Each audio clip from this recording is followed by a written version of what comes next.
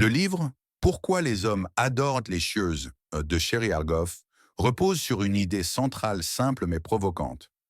L'attirance ne naît pas de la soumission ni de l'exposition excessive, mais du respect de soi et des limites claires.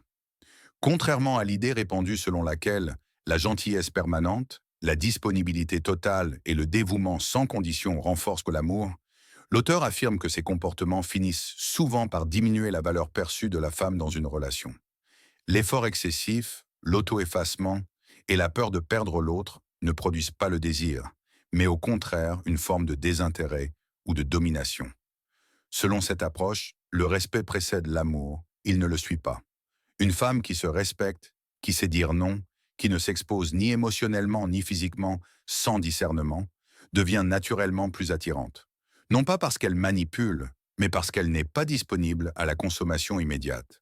Le livre insiste également sur un point fondamental. La féminité n'est pas un spectacle permanent. L'exposition constante du corps, des émotions ou de la vie privée banalise ce qui devrait rester précieux. À l'inverse, la retenue, la maîtrise de l'image et la gestion consciente de ce qui est montré ou non renforcent le désir et l'estime. À ce stade, une convergence intéressante apparaît avec la vision islamique, non pas sur le plan théologique, mais sur le plan psychologique et comportemental. L'islam, à travers la notion de pudeur et le port du hijab, ne considère pas la beauté féminine comme une faute, mais comme une valeur à protéger. Le principe n'est pas l'effacement de la femme, mais la régulation du regard et du message envoyé au monde. Les sciences sociales modernes reconnaissent aujourd'hui que le corps n'est jamais neutre.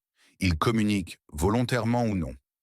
L'islam, au lieu de nier cette réalité, l'a encadrée dès l'origine, en imposant des limites destinées à préserver la dignité, la stabilité relationnelle et l'équilibre familial. Cependant, une différence essentielle subsiste. Le livre de Sherry Argoff reste inscrit dans une logique de séduction et de rapport de force psychologique. Il vise l'attraction, parfois même la domination émotionnelle, sans se soucier du projet familial ou du devenir des enfants. L'islam, lui, sort totalement la femme de cette logique de marché affectif. Il ne cherche pas à la rendre désirable, mais honorable.